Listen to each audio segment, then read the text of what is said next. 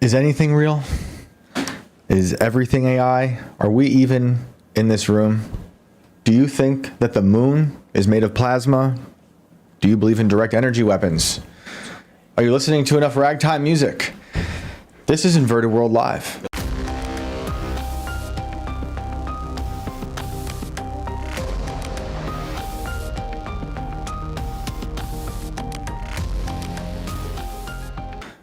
Welcome back to my broadcasted fear ritual.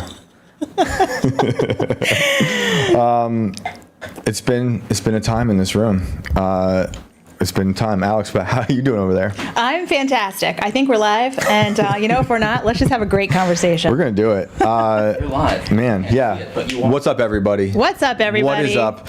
I'm very excited to be in this room today, despite whatever gremlins we've been fighting off with the help of Carter, who's in here. Everyone's so You may sick or may of us. not. I know.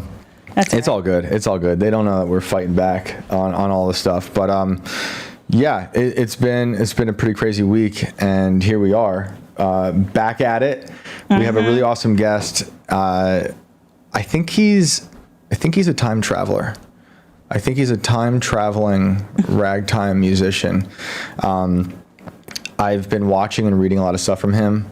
We see the world, I think, in we agree on a lot of things in the world, that the official narrative is never the full story.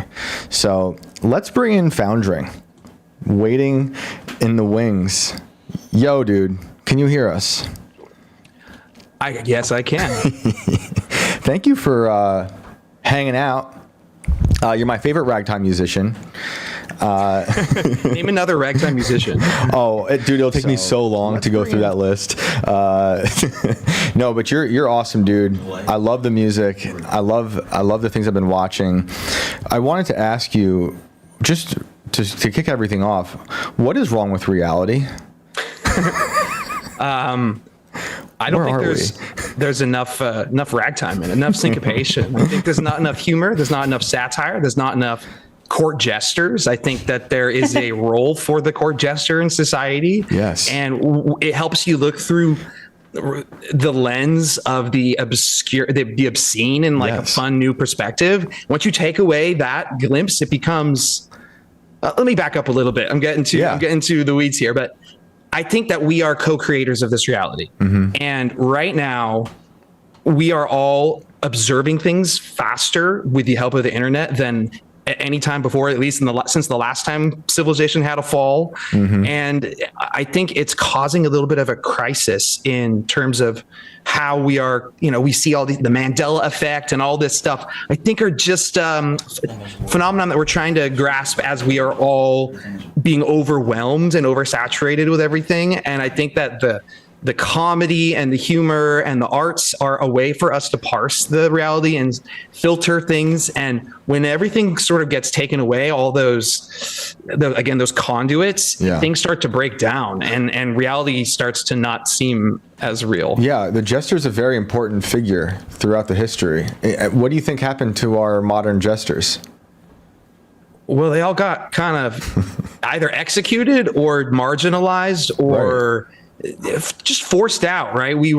I grew up in I wanted to be a musician singing songs, and there was, be a doctor, be a lawyer, or whatnot. And like, no, we need to have this type of thing. And I think over the last 50 or so years, the arts in general have become politicized, when really it was about, what we were saying about the jester and the importance of it.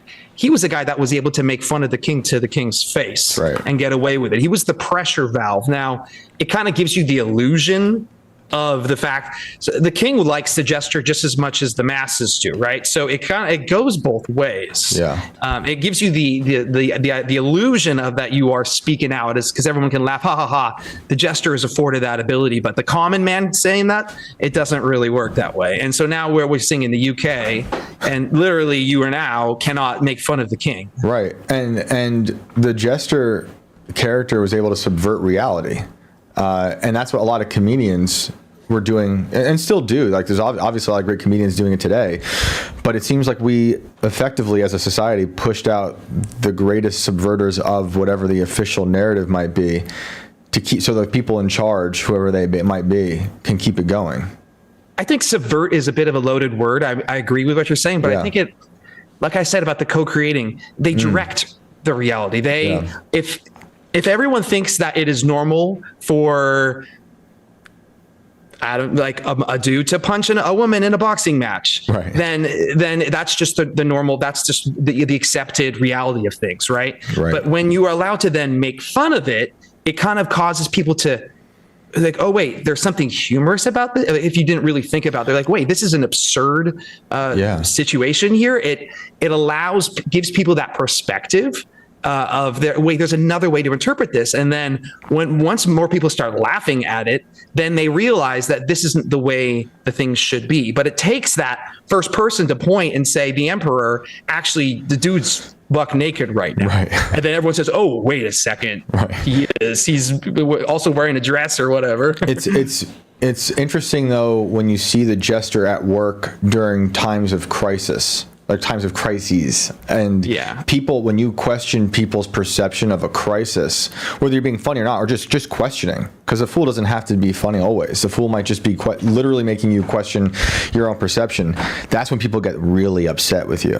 I mean, I'm sure you've experienced that, where you're openly questioning things, whether it's with your family or online. If you cause someone to question something that they really, believe in, that's a lot of anger. I basically get fired like once or twice a year at this point for the things I say online. So, but these all happen in cycles, right? We've been through. I mean, the Vietnam War. We saw that the '60s, and there was some of a genuine movement. I mean, we can talk about this with the whole how that was co-opted, and even just what was it, Laurel Canyon and the CIA, and talk about Jim Morrison and his dad, who was part of the Gulf of Tonkin deception and all that. These are fake characters, right? But there were legitimate ones. The Smothers Brothers, for example. I don't know if you're familiar with them. Yeah, my dad loves them.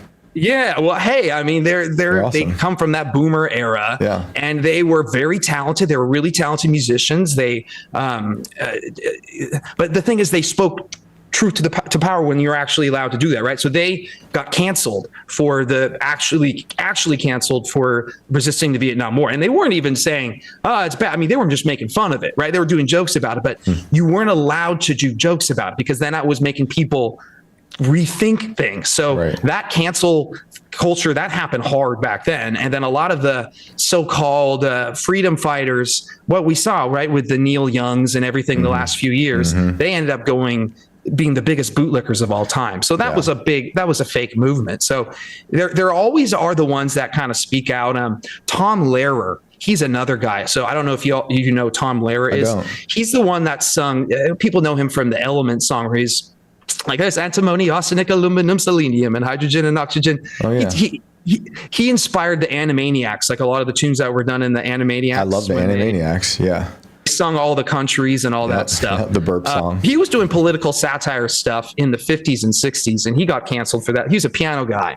So a lot of the tunes that I do are covers of him. And some of the stuff that he got, they tried to arrest him in Australia. They banned 9 out of 10 of his songs in the 60s in England on his album. He was ahead of his time. So there were these guys that were doing this stuff before. And heck, even Ragtime was provocative at the time, right? It was a mixture. It had the African beats and it had the European harmonies. And then they said, oh no, it's creating this new style that is out of our control. And we kind of are seeing this cycle again with music. Where with the technology, when you could just get a digital audio workstation on your laptop as a college kid in the late 90s, early 2000s, that took away the power from them. And it's just like the AI music generation today, where kind of anybody can make a song now. They have monopolize the ability to create art and to do other everything else, right? But the art is a big one, and they have made it seem like there's this, it's only the special once in a lifetime. There's only a Mozart can come once in 100 years. When I call that the Mozart conspiracy. Mozart was a genius, and he was a once in a generation dude, but he was so popular. There was a lot of other musicians that wanted to get their name out there. So they just put Mozart on their compositions. So a lot of the work that is supposedly attributed to Mozart is actually not Mozart. So there's this mythos that surrounds these characters, sounds like Shakespeare.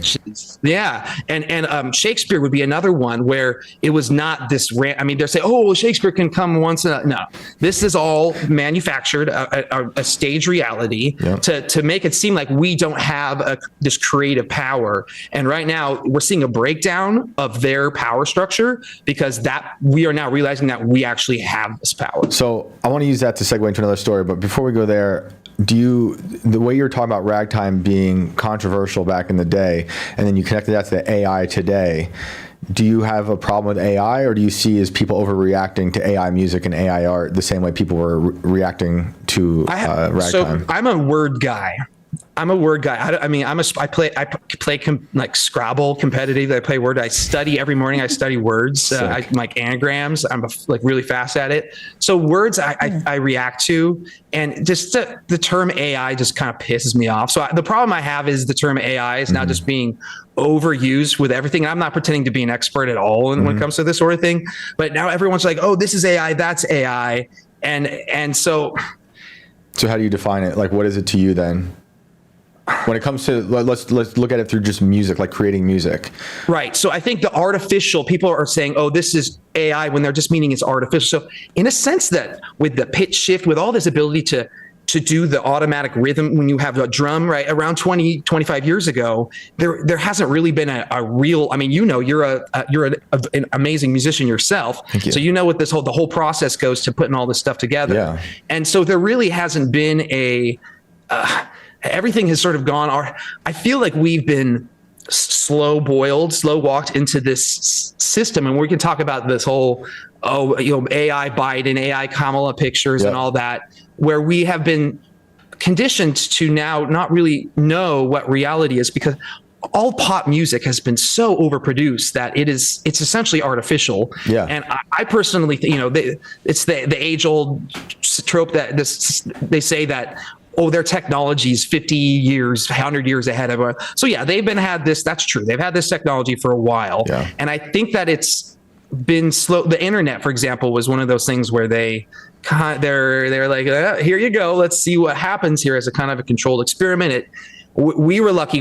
I grew up right in the wild west of the internet, where we were able to just see it all, for the good, for better or for worse. Like, I don't want my kids having that experience, but it turned me to who I am. I'm come from the South Park generation of anybody. You're supposed to offend anybody. Right. Nothing's safe. And you're supposed to be able to say any type of theory that you want without having to worry about it. You know what I mean? I agree with you. My problem, I think, and I say AI a lot, and I know it's a big umbrella under what that means, but when I'm talking about it, I'm talking about people uploading ideas into something that is then using a regurgitated human centipede collaboration of everything on the internet to spit something back out. Then that creator, in quotes, is then having a conversation with the machine to refine it into something else. So I just assume that everything basically on the internet is fake and gay. That's just a good. That's a good way to.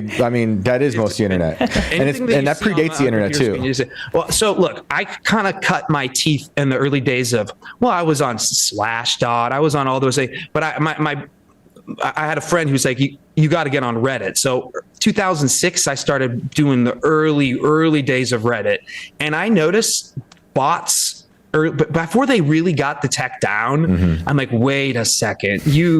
Before I even knew what the word bot was, I'm like, I am arguing with not real entities here. So I have become more and more aware over the years. In fact, that's how I kind of learned how to start, where to start researching. It was when I got the bots that were swarming. I'm like, vaccine bots, space questioning gravity bots. I like Monsanto. That was a big one. Before that one, it was like the bots were they're like, oh, Monsanto is the greatest thing in the whole world. Here's all the ways that they're saving humanity. So I saw this stuff going on early on, and I think what we're just seeing now is the next iteration of this.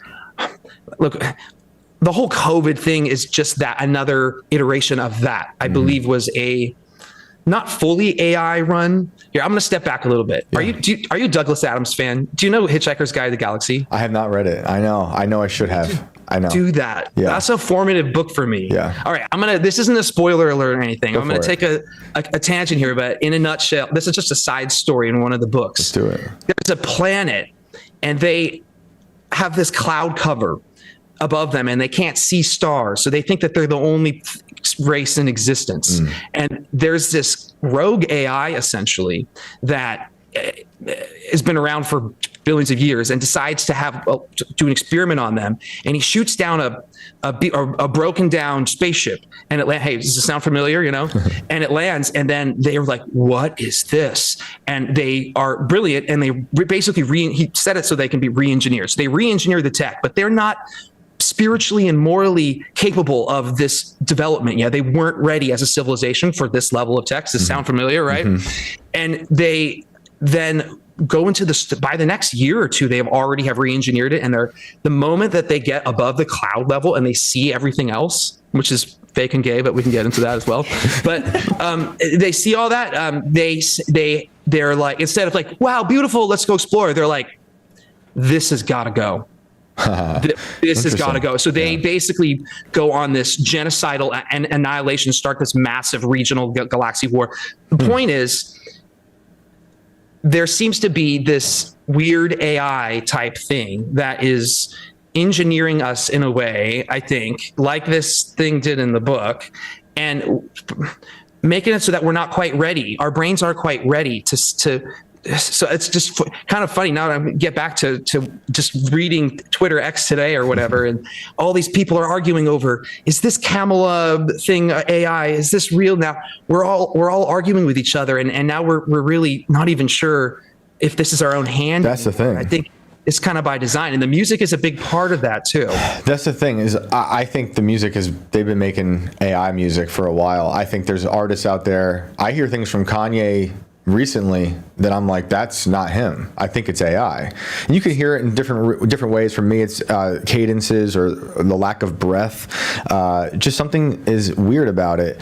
But I don't know. I don't want to regulate it also, because AI music, I really don't like it. I don't agree with it. I've never really messed with trying to make it. Oh God. I know you have, and you've done a really good one. That one you sent me, that like kind of harder song. It's shockingly good, Shockingly good, because it's got screaming. Even send you another one that I just made. So I've taken the full plunge. Basically, it's like look, it's gotten so good that clearly they've had this tech for a while. So about 6 months ago, I was like, this is not at the level yet with music, because I was hearing what it was doing, and I'm like, we still have time. Now. Other than my occasional forays into listening to some of my old like emo bands and stuff, I'm mostly listening to the AI music that I'm generating, and my kid is generating. She's making her own songs too, and so I'm finding myself waking up with this stuff in my head, and I'm like, is this demonic? What is this? I'm wrestling with a lot of this. Yeah, but I'm anything that. Look, I'm a very picky person when it comes to music. I have a discerning. I've spent my life as a songwriter. I've written 500 songs at least. Wow. And a lot of them are crap. So I know what it's like. And so a lot of what it's generating is bad, right? So you can be very prolific with this stuff, but it's training people to learn in a way. They're training their ears, and some of these you do 30 seconds at a time. We don't need to get into the details of this, but there is a input that you have creatively that I'm finding that I have a similar relationship, a similar attachment to these AI creations that I make, that I do my own songs. Right. And we're already at a point where, as of 2024, we are never going to ever know if a song was written by a human ever again. I know. Period. Yeah. And that's what, going back to what I was saying, I see a future, maybe we're already there, where record companies are going to start telling us so-and-so who's been dead for 10, 20, 30 years has a new song out. Johnny Cash has a new song out. And will they tell us it's AI or not? Because they could probably just get away with it, being like, we resurrected him, found this thing in the vault, and here, boom. So the way I see it, I'm thinking of, I'm in a kind of a crappy place right now in California. I don't really perform live, at least not recently. But I was thinking of when I started doing live shows again, I would be mixing it and I would be saying before each song, this is an AI generated song, or this is a song that I wrote. And people are going to have to believe me. Right. And that's where we're at now. So I wanted to about where I think this is going. I think this is it's so huge and so powerful and so mind blowing that kind of like the internet, people don't realize it yet. It took 5-10 years before they really, the grown-ups at the time, because I was a kid, really acknowledged that this was going to change everything.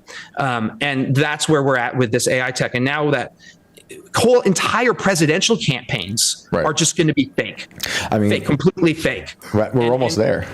We're being trained to sort of right now with this one to learn that. And so with this AI music stuff, I'm going hard in it because I need to know, I don't necessarily think of it as the enemy. In the right hands, it can be a very, very powerful tool. Like a lot of people can put out their ideas the memers, the people that they live with me doing memes and using words as weapons, essentially. Right. I mean, that's what I try to do when I write songs. But once those people realize that you can combine music effectively with the memes, it's just going to explode in a way that it's lethal. Yeah. It's lethal. And that's why I hear about the record companies, they're suing these AI generating the services right now. So long story short, as a musician, I highly encourage you to dabble in it and see what it does and not be intimidated at it, but certainly not it's just like anything. It's just like a drug, not to be swept up in it. A lot of these are free services that I use too, and they give you a limited amount per day. That's fine. Just go with the limit per day, because it's. What worries me is, and it's different for you because you're a real musician. As far as I know, we haven't met in person. You might just be really great AI, but you have a skill set you're bringing to the technology and then sharpening and learning and having a conversation with it.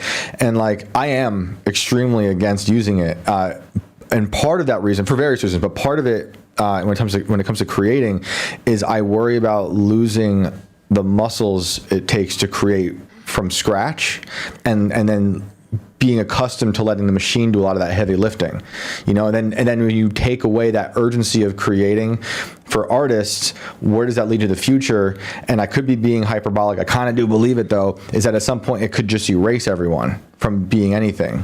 I don't know, because on the flip side, people might start rejecting things that are AI, but then on another angle is people, like you were saying, they might not care what it is or even be able to tell. We're already seeing videos of like those girls that were floating around on Twitter that people were saying were AI. I don't know if they really were or not, but they did. If they were AI, that looked very good. And the hands were fine. They were looking, they were smiling. It was very realistic. So I do worry about the far-reaching consequences of that technology. And then to bring it to where I want to go with what you're saying, presidential campaigns, is it's literally breaking down reality to the point where just because we know these things can exist means we question everything. Doesn't mean everything is AI. But like you were mentioning the Kamala plane picture where people are saying, the reflections aren't in the plane. Trump was saying it was fake, or paid actors, which the paid actors thing is, you can go look up websites that is a real thing. People can pay to go be protesters or go to rallies, whatever.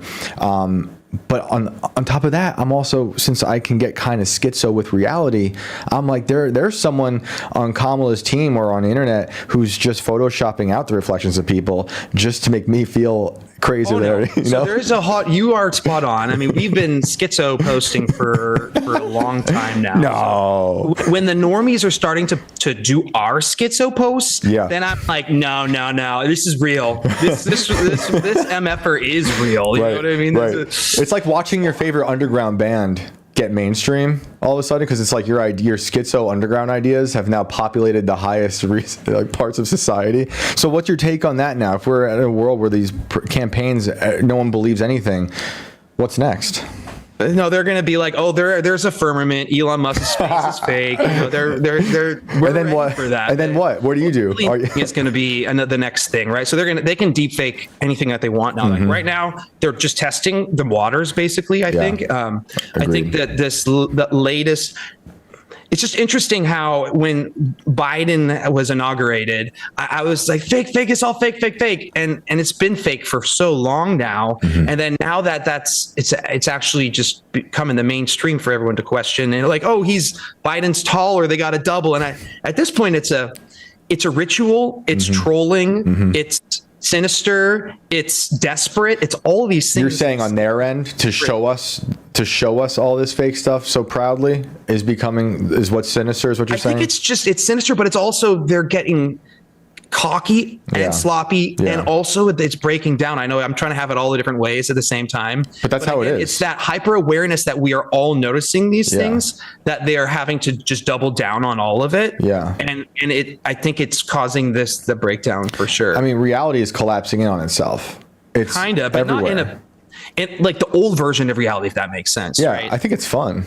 But it's scary if you're raising kids. Accelerationist, it's a grand old time, right? I've been sort of dicking around most of my adult life just watching all this unfold. You speak of accelerationism. I believe the bad ones are trying to take down reality, but then there's the effective, I think they call themselves the effective accelerationists, who are they would say is a positive to it. And I see the positive to it, but it's also, as a parent, worried about actually reality collapsing because I want a world to raise my kids in. No, and I want to, and you were saying about the danger of using AI, and to get back to that. So as a veteran songwriter, it's very tiring and exhausting to write your own songs. And so it's nice to sort of have that creative process be joined a little bit. And so, but as a younger person, that's when I'm like, they are going to have this crutch for them. And then there's, what is reality? What is creation anymore? What is any of that? So the generational perspective is a big one. And as a person who makes a living or made a living playing piano with my hands, right? So someone needs look, you can't, the AI is the music production is dead. You will never be able to make it as a music producer again, unfortunately. But what you can do is learn to play an instrument, and you can play in a band, you can play live shows, and you can do what I do is I play with choirs, I play with musicals, I play at churches. All these things require a human, and I'm sure that there's going to be AI versions of all that, and they're going to be adopted and whatnot. But the type of thing that I do, so I'm seeing a danger. There aren't very many. There's sort of people they watch YouTube videos and they know how to play scales. But someone says, "Hey, we need you to sub in for this musical," and you have to come in and read a whole musical that you just got the sheet music of the day before. No one knows how to do that anymore. So there's going to be the folks like me once this current thing collapses, because right now we are completely ignored and have been for decades. And this is just me being glass half full, but highly sought after. We're going to be just treated really well and hopefully inspire the next generation. That's why I mean, as bad as everything seems with everything we talk about that we're going to get into in a minute, I still have hope, because I see a lot of people also returning to things of the past who want to have, actual handmade things or go see actual music live, because there's nothing like that. If I walk into a church and there's a hologram playing the keyboard, I'm out. I'm done. Yeah, right? I'm done. That's some... It's going to happen. New York City's going to have it. Oh, no. I'm not going to lie, though. I kind of wish we had some AI producing the show. No. I'd rather have all the warts. Take my job. I'd rather have all the warts to things, especially in what we create, than having something perfect. I don't believe even perfect exists, even with AI, but maybe at some point it will. But I grew up listening to all punk rock, and it was all just a lot of stuff recorded without metronomes, without a click track, no quantizing drums. And I like that real human breathing quality to music, which is why I think you're right. There will be an appetite for actual people making actual music, and it's going to happen, but it will probably sever where there's going to be a lot of people wanting to go down the AI menu. We've already severed. We've split. Yeah. We've been reality tunneled so hard in our little narrative, whatever. Yep. Yeah, it's bad. I agree. And that's part of this whole thing. You think that everyone is agreeing with you but you've been put in this reality tunnel. So okay. Well, to go to something a little lighter now, 9/11. You made a great video about 9/11. I saw you talking about direct energy weapons. I saw this video where you're talking about Crowley. How old were you for 9/11? How old were you when 9/11 happened? How old was I? Yeah. Well, I was a junior in high school. Oh, okay, so we're about the same age.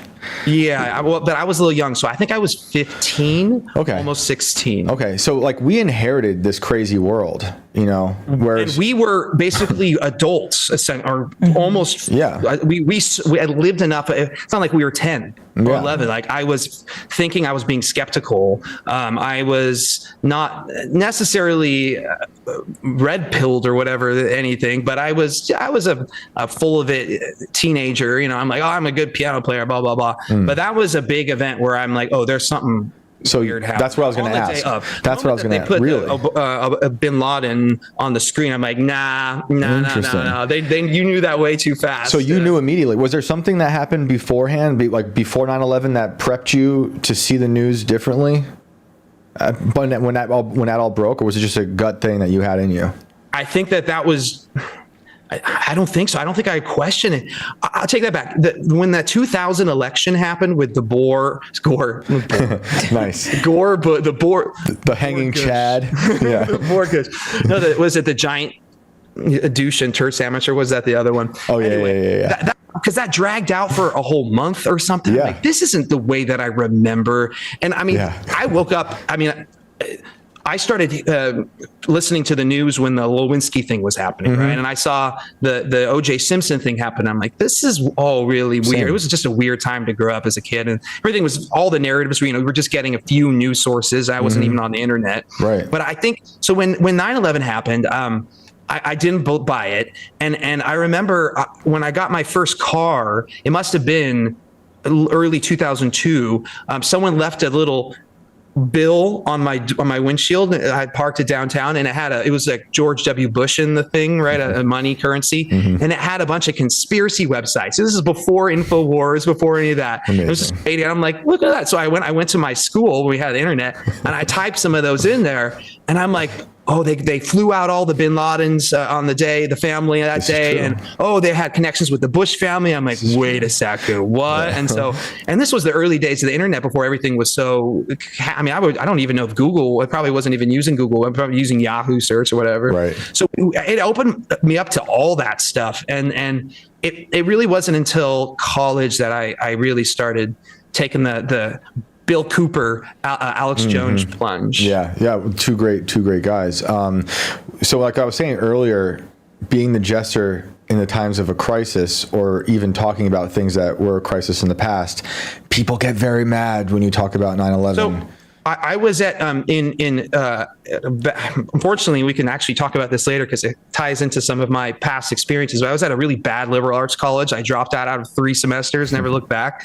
But when I was there, the Iraq war was going strong, and I was like, guys, this is, we should protest, and they were all just interested in the drag ball, the drag night, and like everything that, and all the pronouns were already a thing. Like when I applied to my co-op there was 20 pronouns. Wow. Was this in California? In 2003. Was this California?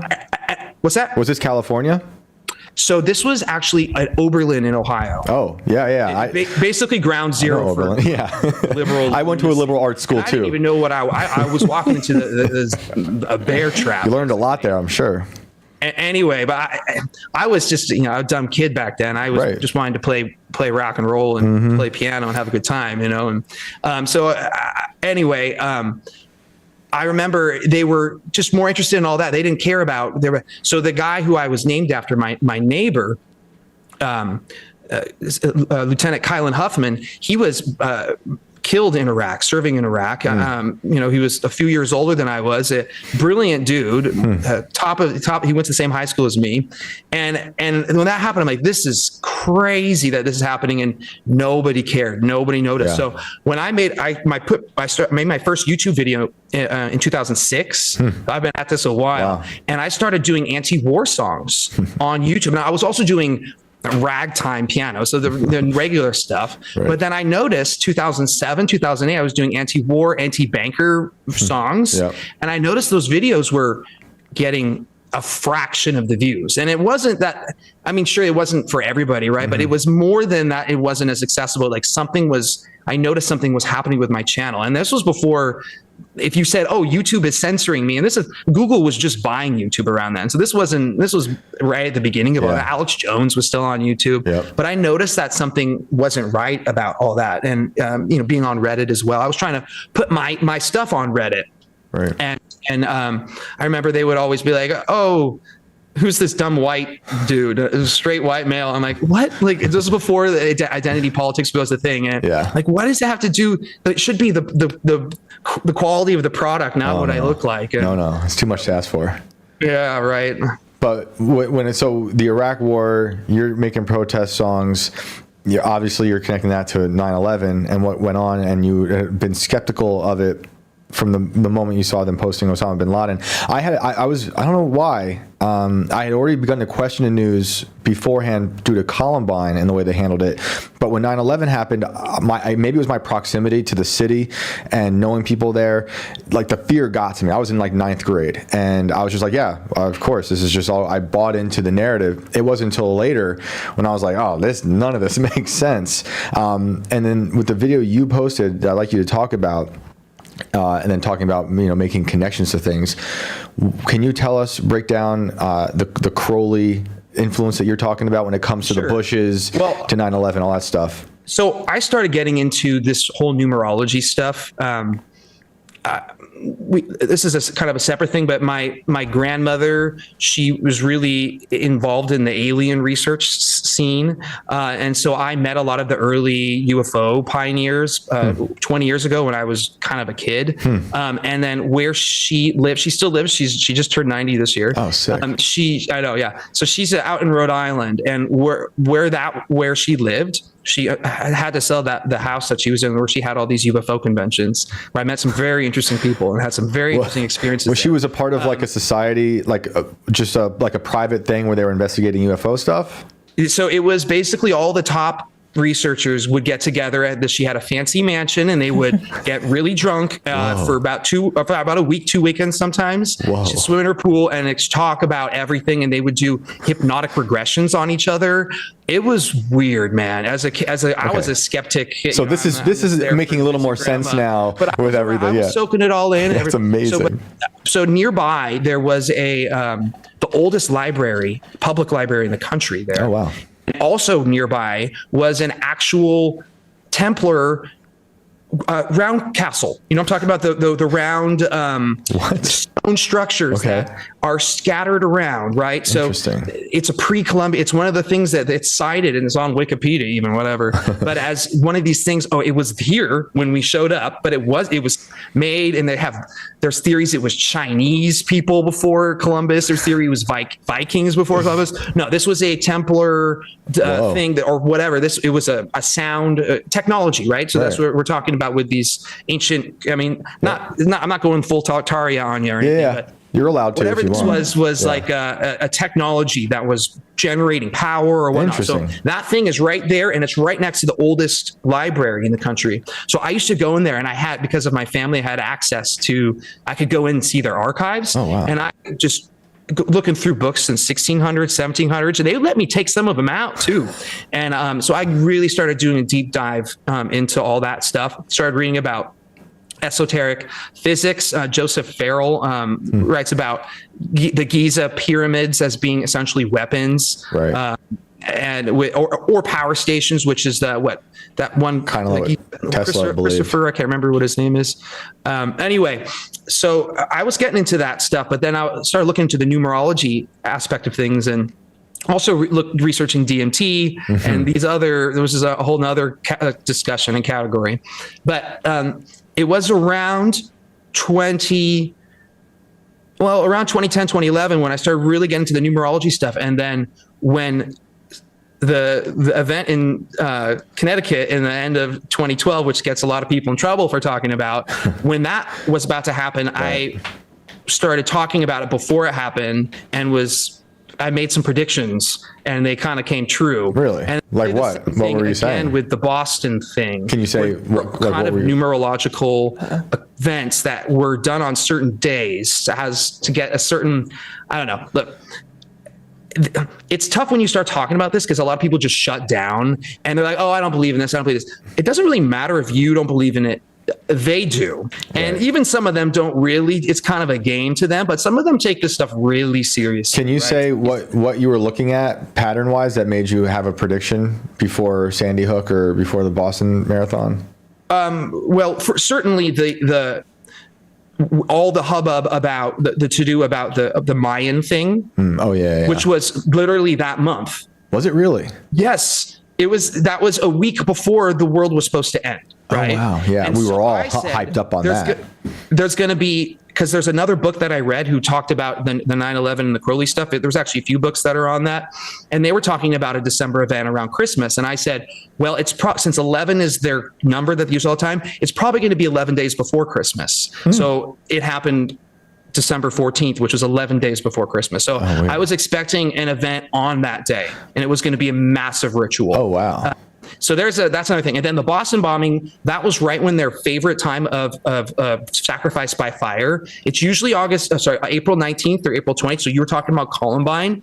That's an example of it. Look, Bill Cooper warned about all this stuff, about that they were going to be doing these ritual school shootings, and it was all going to be about Second Amendment, but also this is a psychological warfare type thing where they create these events that are, aspects of them are real. Some of them have real deaths, and some of them have real carnage and real things associated with it. And some of them are completely fabricated. And then we're all arguing with each other about, oh, this is all fake, this is all real. And then they just move on and stage the next one. Right. Yeah. So with the Boston thing, it was, that was that time starting around April 15th is the sacrifice by fire. And it's the Beltane Walpurgis festival. It goes back to all these traditions, and it ends May 1st. And May 1st is the sacrifice of the straw man. So that's when they killed Hitler on May 1st. And that's when they killed Osama bin Laden also. Right. So they do these rituals on these specific days as it's like the burning of the straw man, but it's not, these are staged events essentially. When you say they, who are you referring to? Crowley here? I shouldn't have even said that. Well, I have to ask. The movers and shakers. I don't know. The people that have been around for like, they're really inbred. Ancient families. There's a bunch of secrets.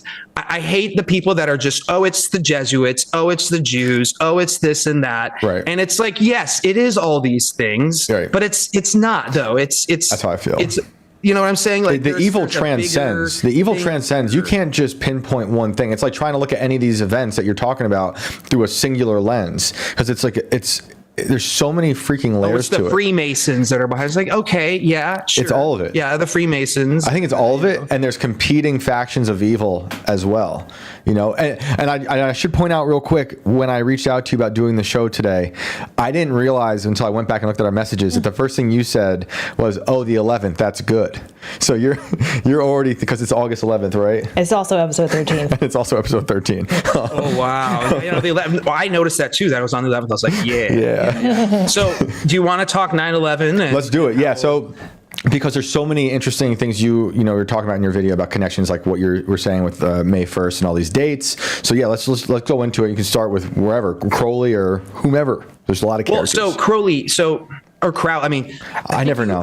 I think you were talking with Owen Benjamin recently, and he said something about Jack Parsons too. Yeah. So all these guys were occultists, right? So Jack Parsons did the jet propulsion. He was the main founder of the Jet Propulsion Laboratory. In fact, they called it the JP Laboratory as kind of a joke. JP Jack Parsons. So he was a major occultist. He was a Crowleyan occultist. When I say occultist, whatever, they did ritual sex magic. They were obsessed with Sirius, which is a whole nother can of worms. Yeah, we're gonna put that on the shelf for the end of the parasite there. No pun intended. Yeah.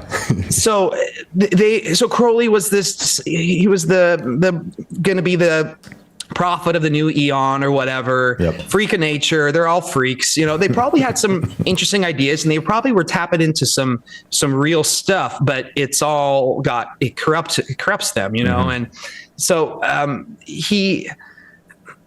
I tend to try to avoid saying, oh, this is a Crowley thing. This is this thing. Cause it's like, yeah, sure. But there's elements. I'm a pattern guy, right? So what I say, I study words, right? I love to see patterns. I do anagrams, and I like to collect data points. I collect I oversaturate myself, but I'm really good at discerning, right? A real schizo, like I'm only just like, I'm a high functioning schizo. A low functioning schizo, they don't know what to do with all that, right? I can sort of say, get rid of this, extraneous. Yep. And same thing when I'm reading piano music, right? So one of my strong points, not as good learning stuff by ear. I'm envious of those who can, but if you put a sheet of music in front of me, I will play it for you almost perfectly, unless it's something insane Chopin or Liszt. But for the most part, I'm at the top of my field when it comes to that. So a lot of it is getting rid of, noticing the patterns and then sifting through, right? So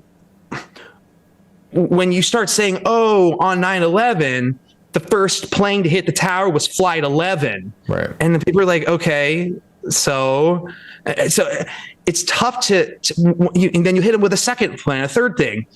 And after a certain while, people will just shut themselves down. Whereas I'm coming from a place where I have looked at the whole thing, and I've seen this coincidence. And I mean, just a recent event, which is crazy how it's been memory hold so much, is the Butler, Pennsylvania thing, right? That was literally a month ago. Crazy. And it feels like ancient history now, but it's one of those things where I was talking to a normie family member. I'm like, isn't it weird that this happened? And isn't it weird that this happened? I'm like, it's quite a coincidence.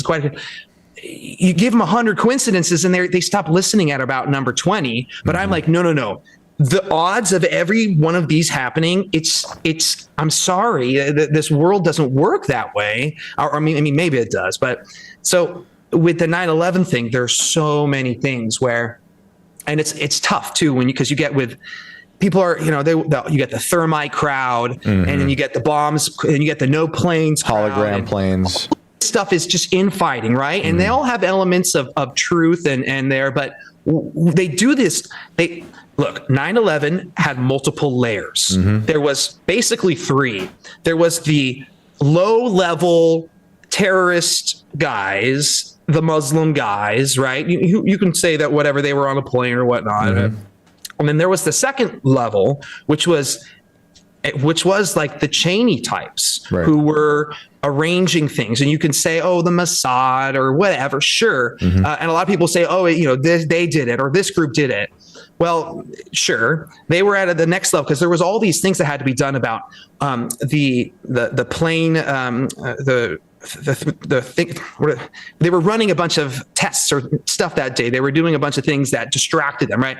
All these things have to be coordinated at a very high government level. But then you also have a third level, and or the top level, I would call it the first level, and they are the high magic occult priests. And you could say that they are part of what I would refer to, and others refer to, as the breakaway civilization. I'm sure you've heard that term before.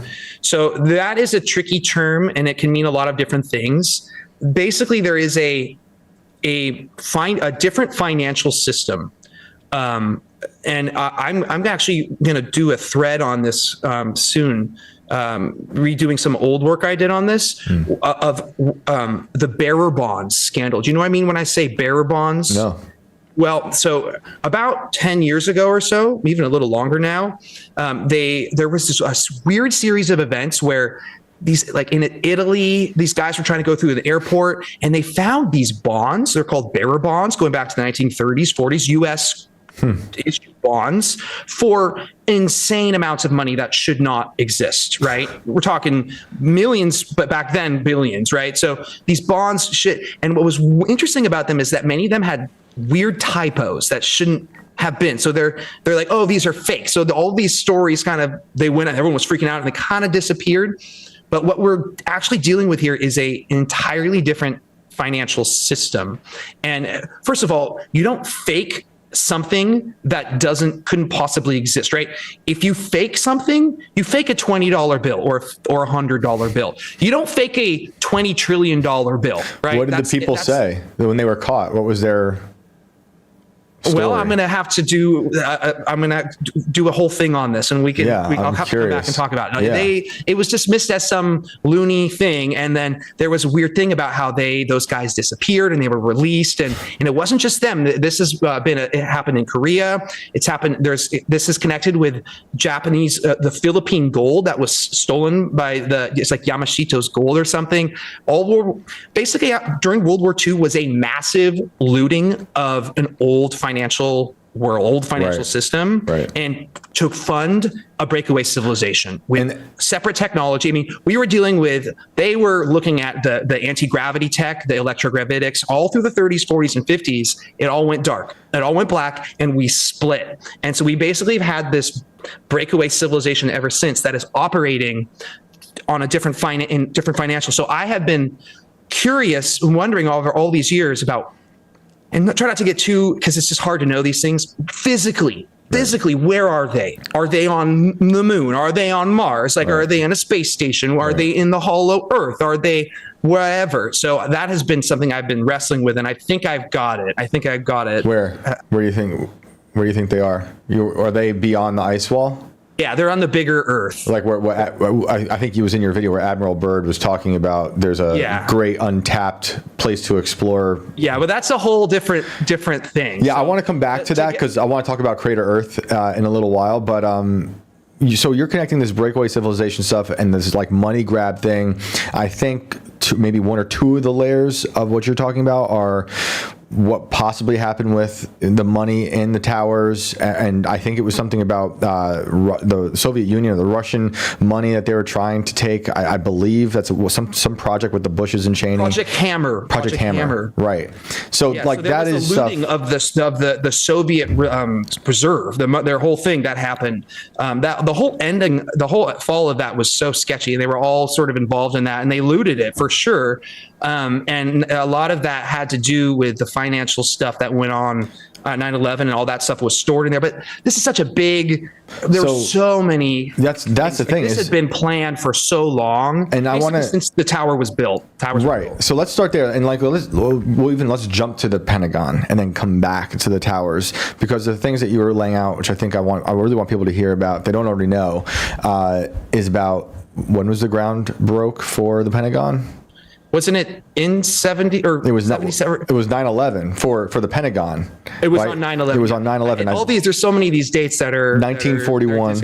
Well, so the big one, let's just start. Yeah. Also, so that's big, right? The 9/11 one was, but George Bush Sr. gave that New World Order speech that everyone likes to quote on 9/11, 11 years. So on September 11th, 1990, he says, "We need a new world order." What's happening? They're looting the Soviet reserves as he's giving that speech, basically. Right. And he's probably knows that he's going to be passing it on to Clinton, who is part of the whole system as well. So 11 years to the day before 9/11 happens, he says that infamous phrase, "New World Order," and all there's so many 9/11, September 11th, and all that stuff, and I want to go. The number 77 is a big one too. And that's where I was going to go next. But before we go to 77 and more Crowley stuff, this is probably where there's an amount of the audience that are like, well, these two guys are just totally schizophrenic, and these are just coincidences. What would be your argument against that? Because you and I both recognize a lot of patterns, I believe. So is it just that we're noticing coincidences, or why do you think there's something larger to that? It's how they. It's not necessarily the event itself or how the event happened. Actually, it's what the narrative builds up over the years, if that makes sense, right? So the whole thing about how I was saying, was it actually those American Airlines flights? Was it a drone plane? Was there actually no plane? Sure, those are important because we need to know what happened that day. But in terms of the ritual, it's the numbers that they are associated with and they put in our face. So 93, it was put in our face again and again. 93, that movie, Flight 93, that was the plane that went down in Shanksville, right? The one where they fought back or whatever, which doesn't seem to have actually happened that way. 93 is the number of Crowley. It's his number. It's what they use to greet each other. It's his religion, Thelema. It's the numerical version of that, and it's the numerical version of love. So there's all these things. So 93, if you see a 93 when it comes to a ritual or types of these events, and they say that again and again, then you know that that you have to at least pay attention to what this is. So Flight 93 was one of the 4 flights, but what is particularly interesting is Flight 11. So 11 is the magical number. 11 in Crowleyan magic is basically, we're doing a ritual. It is the number of magic itself, okay? So when you see 11 happening, you know that you're dealing with a ritual. So 9/11, they need to make sure, why didn't they call it that, September 11? Why they picked that for a reason. This is a ritual. These are ritual numbers. It's an incantation. So the first flight, Flight 11, hit floor 93. Now, these are all, you can verify all this stuff, and they put it in the thing, say, oh, floor 93, 1193. Automatically, you see the 11 with the 93. So the next flight hit floor 77. And the next flight, 175, I believe, is a ritual that Crowley did about when you invoke a deity. And at the time that the second plane was hit, because that's the second one, which hit floor 77. So the first flight hit floor 93. The second flight hit floor 77. The third and fourth flights were Flight 77 and Flight 93. So already the same 2 floors are then the next 2 flights. You're already like, that's pretty wild. So as the floor 77 is hit using the invoke a deity ritual, George W. Bush was reading the pet goat book, which is the goat, right? That's the deity that he was invoking. And you had their regime photographers that were in there for that moment to capture this very iconic ritual that was being done in front of these school children. This was a staged event, photo op, to happen during 9/11, as that second tower was hitting, as he was reading about the goat, right? They like to put the symbology in our faces. So the guy, well, there was 2 photographers that are well known, but one of them, his name is Doug Mills. That's right. And Mills just happened to be on his first Trump rally, working for the New York Times. He had photographed Trump many times, but he was there and he was put into position, and he turned his camera to the 1/8,000th frames per second, and also more settings, which but I looked at them all, I'm like, this is wild. So he was put there to capture Trump's head being ritually blown up on. That's right.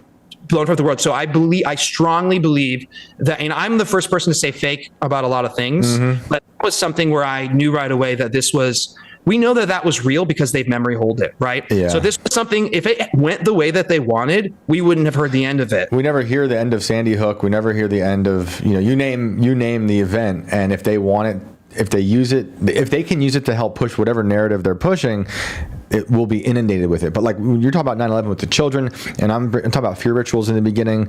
I remember being in school and they rolled out a TV into every classroom, and we were like forced to watch it like Clockwork Orange, with our eyes open, and then we were lambasted with the images of the towers getting hit forever.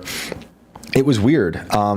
And when you're talking about, I'm imagining people hearing these coincidences, and it's obvious, it's weird. Like, you can't overlook all these coincidences. Something is weird to it. When people say, well, that just is a coincidence, it's odd. Don't you believe that people like Crowley or whomever, the occultists, whatever they are, they believe in it, right? and there's something to it. Is it like a fetish for the occultist? It's a fetish, but I think it's part of the ritual. I mean, it's a commonly kind of said that part of it is they say what they're going to do before they do it. Kind of like, what is it, Event 201 in late 2019, where they're like, hey, what happens if there's a giant coronavirus pandemic, and then what? Oh crap, right? So they project these things. Yep. They do these drills beforehand as kind of a way to get, as part of the preparation part. But no, a lot of it is projecting it. And I think it has to have a karmic purpose to it. And that's why, people would say, well, if they wanted to kill Trump, they would. Well, yeah, I mean, they might. That's true. But just offing him in the silence of night, it's not very effective. In fact, I would say it's more important to them, there I said them again, to have a picture of Trump's head exploding in high definition than whether he lives or dies. Right. They don't care about that. The effect of another Trump presidency for 4 years is like a blip on the radar when you're inbred and probably living for hundreds of years. And transhumanist, you might have a neural link in your brain. You're immortal. Right. So I think it was more important for them to try to arrange a massive ritual, occult ritual. It's a killing of the king ritual that they did with JFK. Right. And to have that image would have lasted 100 years. It would have been so ingrained in their consciousness that there was not. So that was the point of that, and it didn't work. And I still, there must have been a contingency plan for that, and I think we're in it now. And I think we're in it too. I think a little spicy over the next couple of months. I think it's almost like they don't really care about failure as the way we might think they care about failure. I think they enjoy the fact that reality keeps fracturing after every major horror event, right? Yeah. We've talked about this before, and I think it's important to mention again, at least to the audience, as to why there are planned attacks like this, planned events like this. Yeah, Foundring would probably say, and correct me if I'm wrong, that the occultists or whoever it is perform these like magic mega rituals because they feed off of it for some reason, or the fear rituals feed whatever deity they want to bring out from that they believe in, or it's the money thing, it's the breakaway civilizations. But correct me if I'm wrong, like where do you land with that? Yeah, it's a master servant kind of power play thing. It helps. It's it's like an engineering type thing where culturally we're being engineered. I think this is not coming from a black pilled way, but we're a bit of a slave race. I think in a sense that we have to be, or else we are going to be so powerful. And I think that they are jealous of. So we have to be traumatized, which you've mentioned before, Shane, right? That's what their goal is in some way. We're traumatized from basically birth. I mean, the whole kind of reality is a bit of trauma. I don't want to get too esoteric, but I'm with you. I think that it is. Yeah, it's tough because I used to come from a more atheistic viewpoint, and I get those that are just like, this is a coincidence, you're being silly, but I've done my time, in terms of all this research, and I feel like I have a pretty strong sense of when the coincidences go too far, and I do think that they are doing this stuff on purpose to make us question and make us confused, make us have infighting, make us question our own realities, make us feel depressed, make us feel like we don't have that agency. Get us hopped up on drugs and alcohol. Well, yeah, but right now it's that like Brave New World, right? But that's what is breaking down, in that we are now seeing that actually we do have the power to create and meme. And this is very much of a meme war that is still raging on. It's a war of ideas because, like I said, we're the dreamers of dreams, right? We're the creators here, and we are now co-creating faster than they are. And so they have to do a sort of destructive, defensive type of creation. I know that's a bit of an oxymoron. But they have to destroy as their version of creating. Right. Well, the death and it sounds like the cremation of care. It's not the death that is important. It's our perception of it, right? So they can fake. People are like, oh, these people died. These people didn't die. Well, no, it's the ritual behind it. It's like, oh, this wasn't a plane. Oh, it was. Well, no. What matters is that they say that this is plane AA11, AA is literally Crowley's magical organization. It's called the AA that Jack Parsons was in. So when they say, oh, it's AA11, and then you can look at his medal, like little talismans, and 77 was also his divine number, right? So AA77 is just everywhere, and AA77 is what hit the 77-foot tall pentagon on the which is 7 floors tall. Right. And George Bush Sr. was 77 years old when that happened. And flying, there's that mystery plane that was flying around that they call it the Doomsday Plane. Right. Its call sign was Venus 77, right? So the 77s just start piling up, and it's like, this is Crowley's favorite number. Okay, and but then the next flight it's flight 77. And then it's flight 93, AA93. That's what Crowley used to greet each other. So it's all of his top 3 favorite numbers again and again and again and again and again. So these people are just perpetually worshiping Crowley? Is that what we're saying?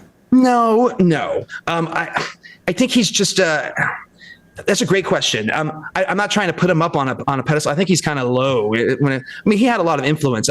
Look, they like to do the transsexual man and wife in terms of the people of politicians and stuff, but they also like to have secret kids. So the whole Trudeau is the Fidel Castro thing, like that whole thing. It's just they do that stuff all the time.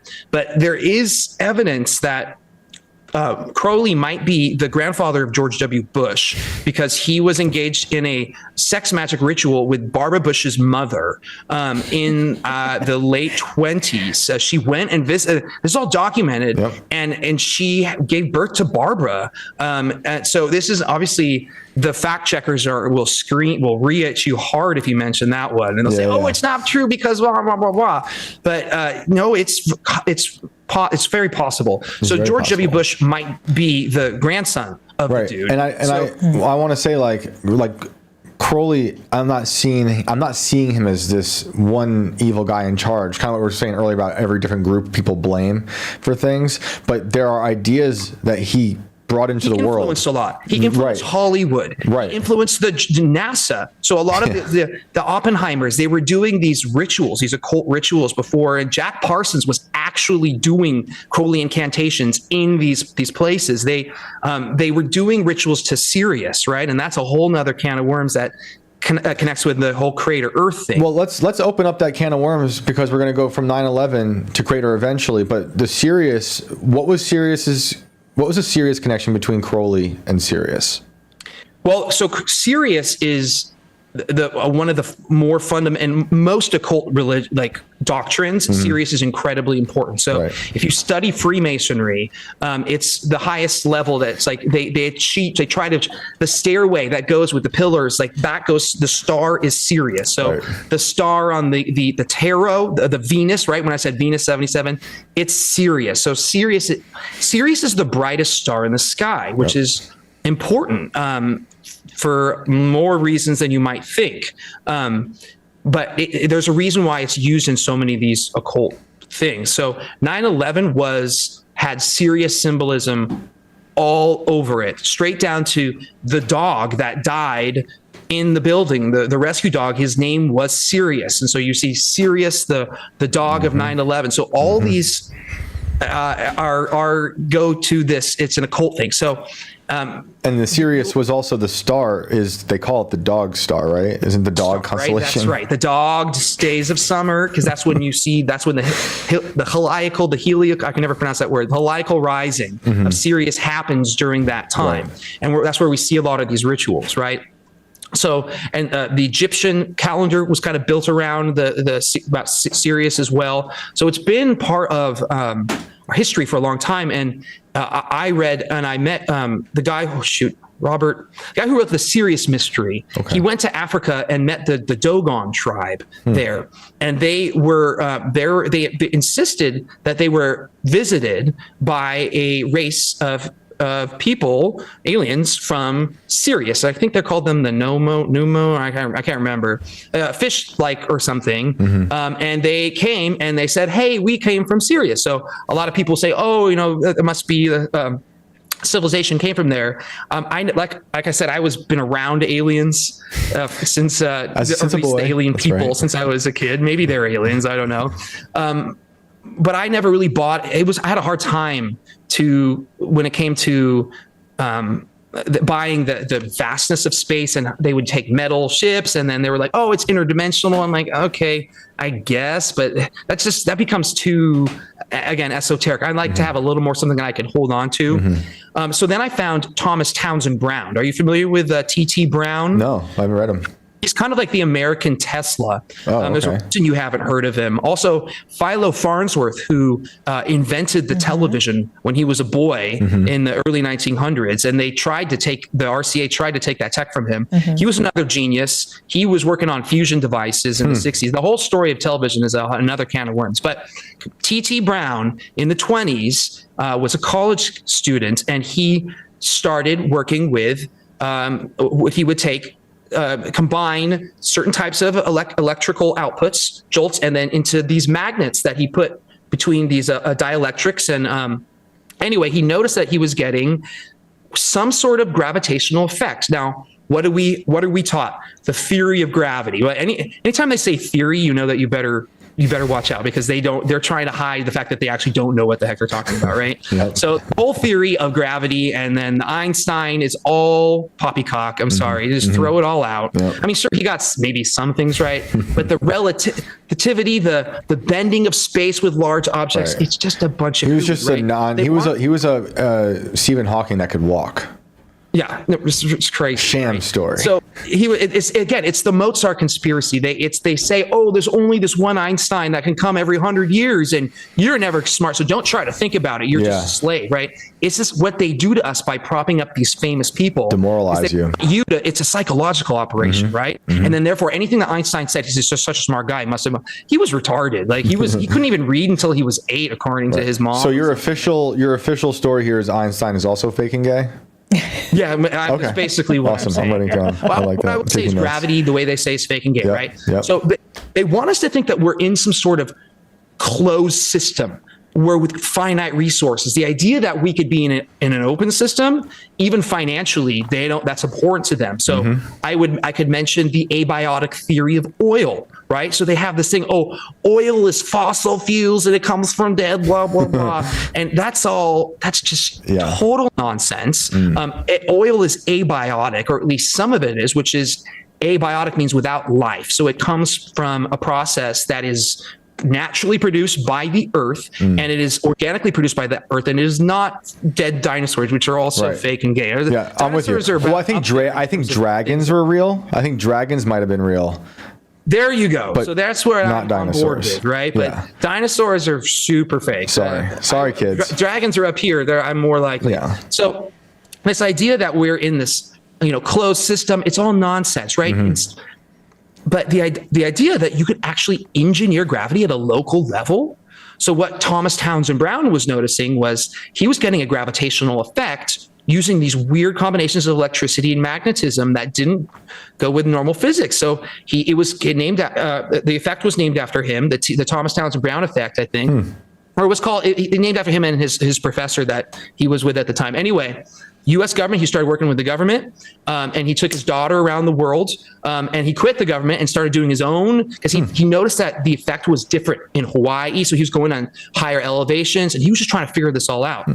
So I started doing a deep dive in him, and through my research on him, I ended up connecting with his daughter, Linda Brown, who's still alive. And I met her at a secret space. They have these called secret space conferences about 10 years ago. Richard Dolan was there, Joseph Farrell, a lot of these big names. He's the Breakaway civilization guy. And so I met her, and she was really excited because I'd done a lot of work on her father and stuff. And I was excited to meet her too. Yeah. So the dude was really ahead when it came to a lot of this. And the U.S. government was very interested. And like I said, it all went black around the 50s. So we've been working with this stuff and you have these guys every once in a while, like this guy, John Hutchison, I think he's from Canada, was working with this thing called the Hutchison effect, which is similar to what was observed during the Philadelphia experiment. Are you familiar with the Philadelphia experiment? Yeah, when we tried moving what was it, a submarine or a ship? It was a ship, and it was, I think, of course, Einstein was involved apparently. And in 1945, I want to say in October, it was around World War II. Supposedly it disappeared. We're trying to cloak it using this type of technology. And there's all sorts of old wives' tales about, it was transported. And then sailors were fused into the metal, and because they were basically, their particles were all joined and everything. Right. So we see that this with some of this stuff that Hutchison did in the 70s that is similar to what T.T. Brown was working with, in that he's getting these weird field effects. And honestly, we notice them in hurricanes and tornadoes and other things that we think of as purely physical phenomenons, but are actually tapping in on other energies. And what happened on 9/11 that nobody knows about, there was a massive hurricane called Hurricane Erin that was hovering off the coast of New York in a way that would have set off every single alarm in any other circumstance. It was kind of like, why did CNN and the New York Times, everyone showed up at that Butler thing, and they were all live streaming, and that was the one time that they all showed up, and you're just like, wait a second. This was like the opposite thing where no one was talking about it, and it was this huge hurricane. How far away was it? Do you know? What? How far off coast was it? You gotta look at the weather things of it. I remember it being such a beautiful day. Like, it's hard. It was there, and it coming towards the land. And on 9/11, it got to its closest point, and every day after that, it moved away. So what we're talking about here is, and yes, they have the ability to steer, not necessarily engineer, which is a loaded term, but maybe influence and steer these hurricanes. And they've been doing this for thousands of years. Look, I read a book and did a lot of research on non-Madol. Non-Madol is one of those Easter Island-like things. It's an island in the middle of the Asia Ocean. Actually lines up with Easter Island in this crazy way and all these other things. But basically, it's a series. It's 1,000 miles from any other place. Series of islands, and they have these crazy structures on it that are like, this is a machine. Was a machine. Right. And it has all these tunnels that are built in between these islands, and they are filled with, they're basically water passageways, but also the carcasses of electric eels just line these tunnels. So basically, this was in a place in the ocean, in the Atlantic, or Asia, I can't remember, but where hurricanes formed. This was the ground zero of where hurricanes formed. And the idea was those hurricanes were hitting the Philippines. And that is where they have these giant rice flats, which if you are considered to be one of those weird wonders of the world. Like, they were built by a civilization. Like, these things are massive. They're not natural, but the amount of people that it would have fed was many orders of magnitude higher than the population of the Philippines, right? It's silly to think that that was what it was for. It was actually for a larger civilization, believed to be maybe Lemuria or Mu, or one of those, not the Atlantis, one of the Pacific cultures that was big, right, at the time. And so the idea was they built a hurricane mitigation machine thousands of years ago that was able to engineer these hurricanes and steer them away from their breadbasket on the Philippines. So when you're saying engineer, when you're saying that though, I just want to be clear, like, do you think they were making them? No, you think that the hurricanes were forming and they were able to manipulate them? It was a hurricane mitigation machine. Yes, it was a way to redirect and take away the power from, Right. So they have been doing this for a long time. It's just the technology has shifted a little bit, right? So I see a lot of people are like, well, how did the towers, they had thermite, they had the bombs in the building. No. Those, and this is the biggest cognitive dissonance, even among the people in the truth movement. You need to really look at that event with completely fresh eyes. I'm not saying there weren't bombs. I'm not saying they didn't use thermite or something similar. Right. There is nothing that can explain what happened to those buildings. And now you can say, oh, I saw the dust floating. I saw the debris all over the floors. No. The seismic recording of those should have been so much bigger, and it should have flooded the lower Manhattan. Basically, these were collapsed in the most perfect way possible to do the least amount of damage to New York. So if I were to arrange this a certain way, I would have had them fall exactly in the order that they did, exactly in the way that they did, to have the craziest look of effect, but do the least amount of damage on what we call the bathtub, right?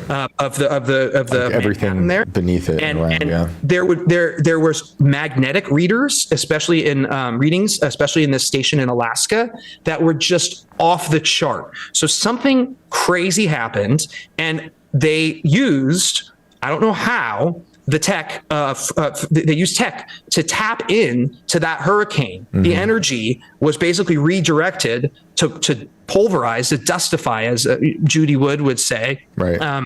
There's terms, as we have to come up with new terms. Now, there's more evidence than just that, right? You have the toasted cars, you have the people taking their shirts off as they're jumping out of the buildings, which is important.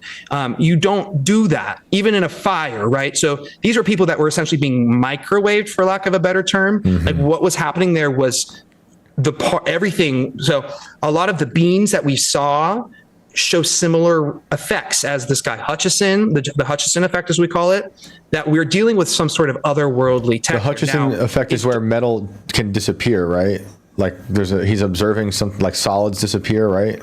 Things are joining metals with each other in ways that they shouldn't. But yes, that is what we're seeing: a fusing of things, a bending of things that shouldn't happen. Not, weight doesn't cause it, but mostly just what happened to all of it.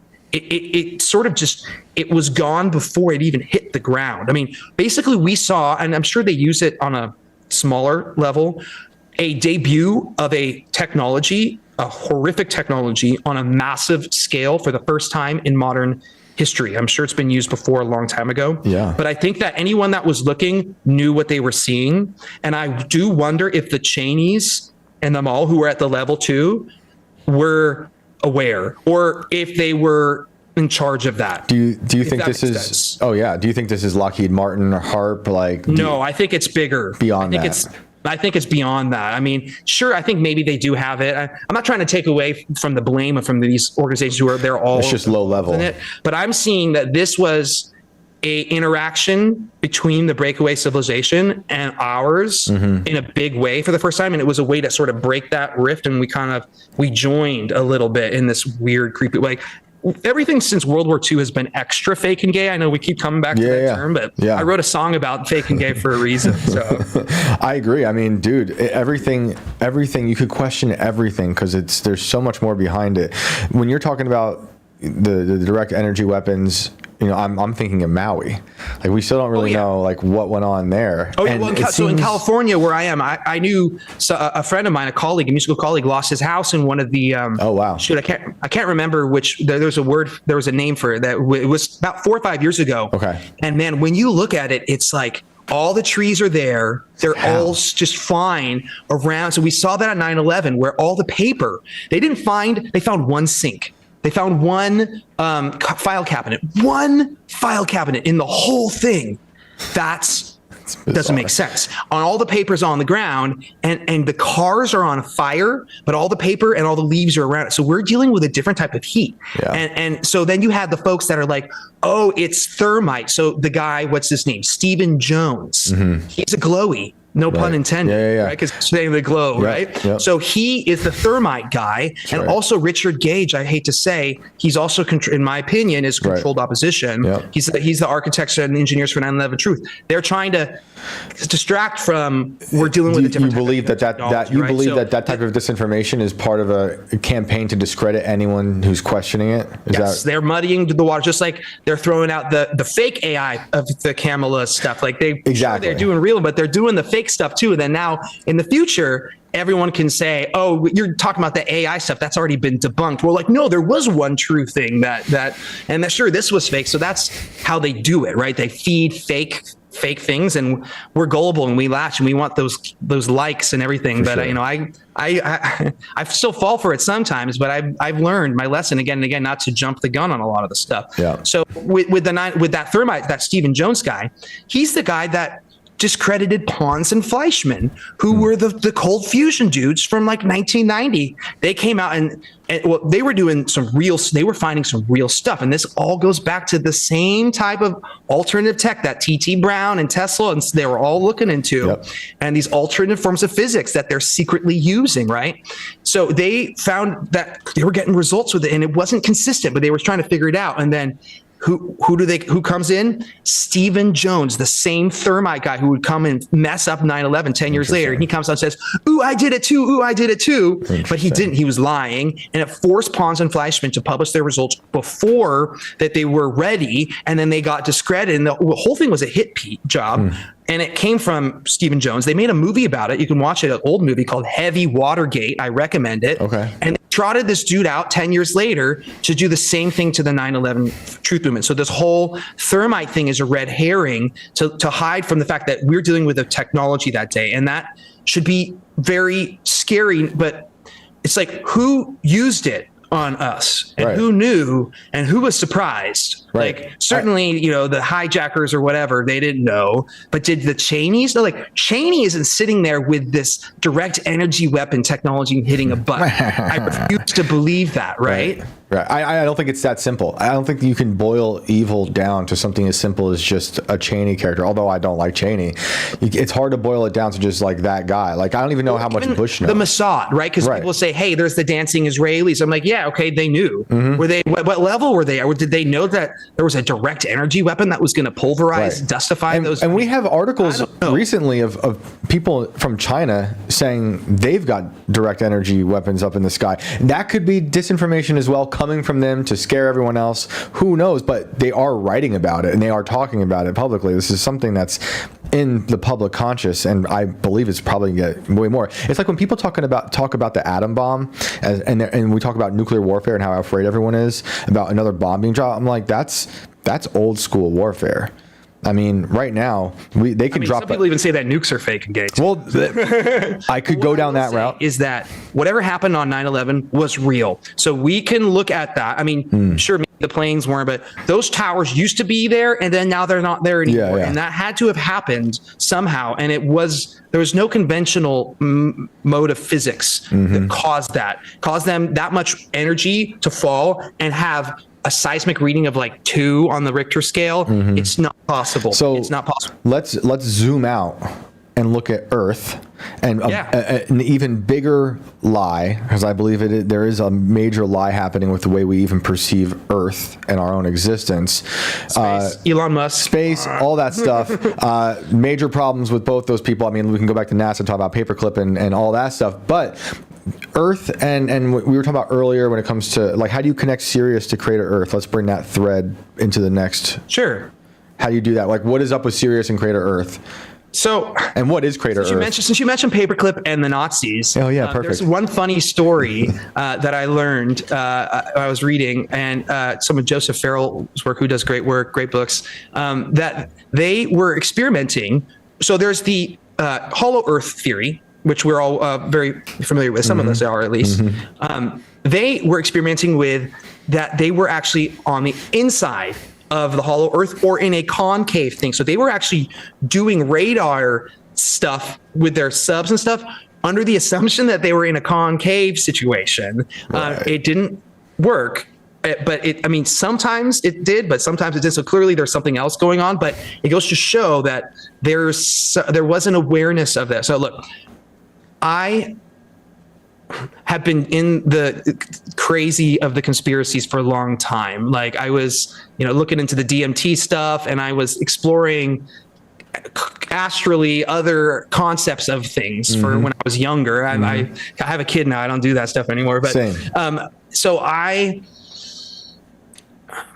avoided trying to take the whole flat Earth thing. I mean, I appreciate it, and like just like anything else, it's all there's compromise and like any other thing. But I always didn't really want to go. I like to apply myself in areas where I feel like there needs to be more, like Thomas Townsend Brown. Like the fact that you didn't know who that is, that's important to me, because I'm like, oh, I'm glad I mentioned it, because not enough people are talking about this, but you got everyone talking about the flat earth stuff. And I like it. I appreciate it. I want that conversation to have. And I get that it can be used to discredit, and a lot of people, it's a turnoff for a lot of people. So I tend to have avoided that for a long time. So, but I was looking into the space being fake and all that stuff for a long time. But it really wasn't until COVID where, look,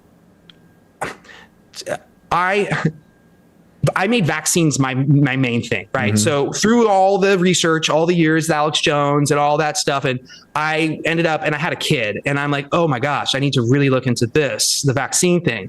And I found out about smallpox and polio and how we were lied to about basically all of these things, Spanish flu, all this stuff. So I realized that the vaccine thing and the pandemic thing, that was going to be the next main thing. So COVID happened, and I was like, guys, this is it. This is the thing. And I felt like I didn't do more. So I was depressed and traumatized by COVID, not in the way that other people were, but in the way that I felt like I should have done more to warn people. Not like one voice would have mattered, but I felt like I don't know, I just felt a lot of guilt. You're watching the world shut down and go crazy, and you're like, no. I wanted, my family members were freaking out, and I was just trying to like say, it's okay, guys, but they wouldn't listen, and of course not. And it was sad. I couldn't, I was very isolated, but it's all right. I had my kid and we were just chilling, but whatever. So I was in a pretty dark space, and I wrote a song called Pandemic Dance. I kind of given up. My YouTube channel had been suppressed for many years, so I kind of gave up on that. My local gigs were drying up. I don't have to give you my sob story, but I was in a place where I'm like, hey, you know what? I need to just do something different. And so I remember I was just on YouTube or something, and I saw a recommendation, and it just said a phrase, Crater Earth.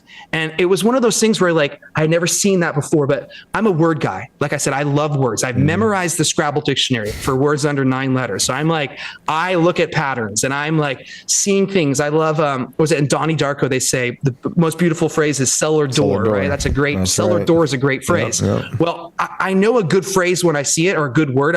Words are spelling, right?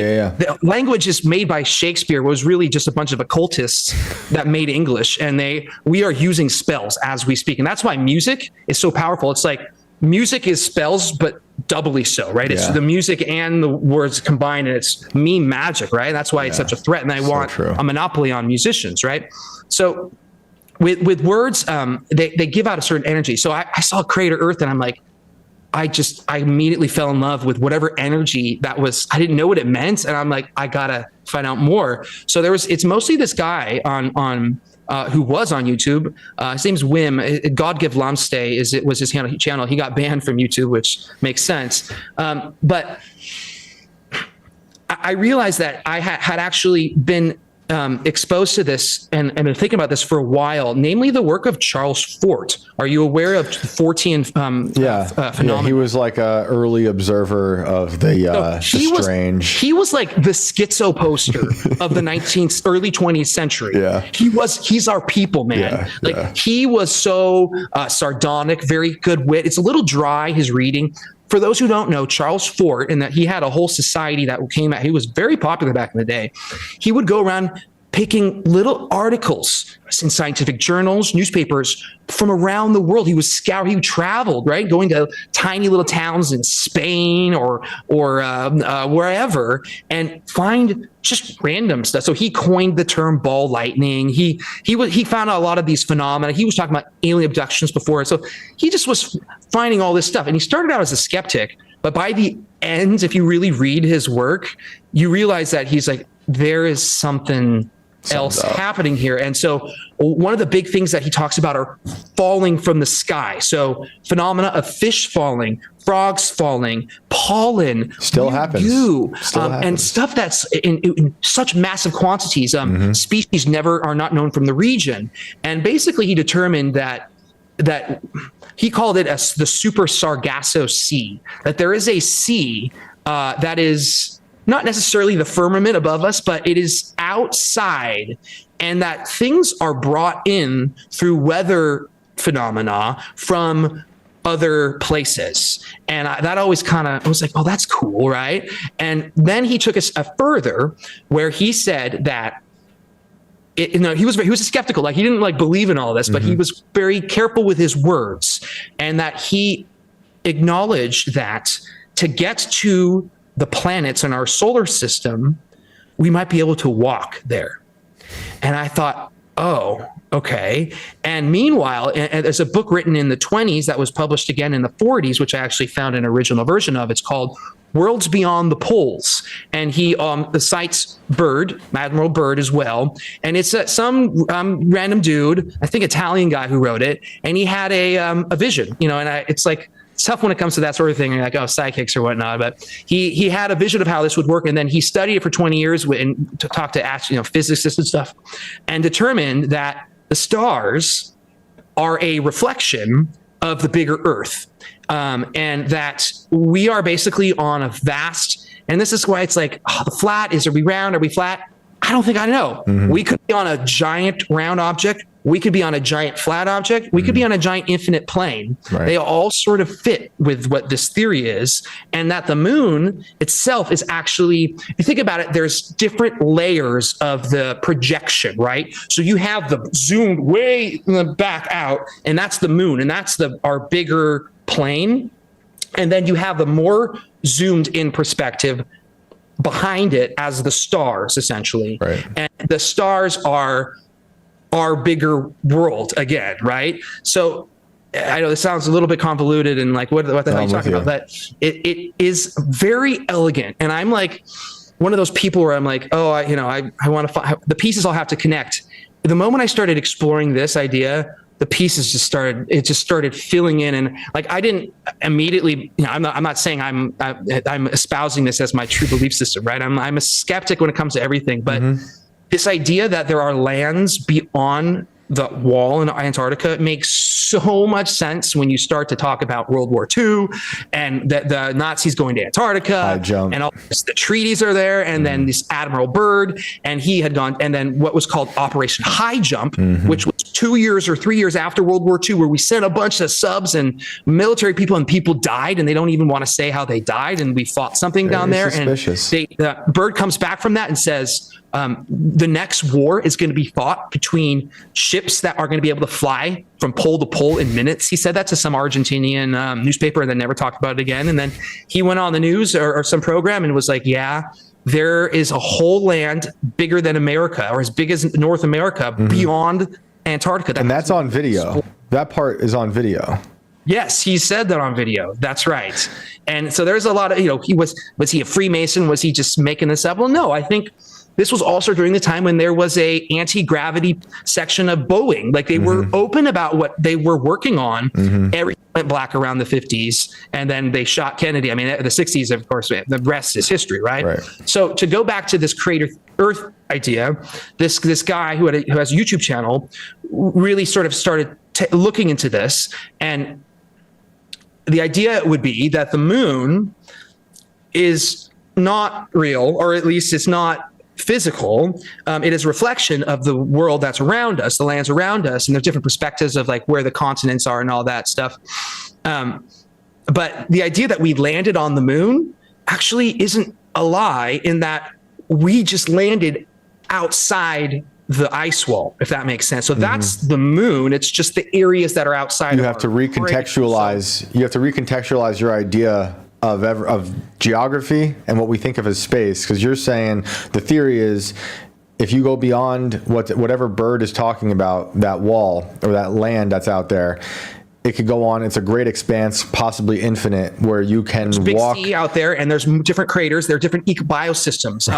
I would say Atlantis, the original Atlantis, would be out there, and this guy, God Geflamste, I'll call him Wim because that's his name. He thinks that Atlantis is actually Saturn. So what we see as Saturn in the sky is a nearby crater to us. It's one of the planets are the ones that are really close by, right? So here's the kicker, right? And this is when it all starts to click. If the stars are a reflection of all the different biosystems, ecosystems that are around us on this infinite plane, we're up there. We're one of them. Wouldn't we be the brightest one?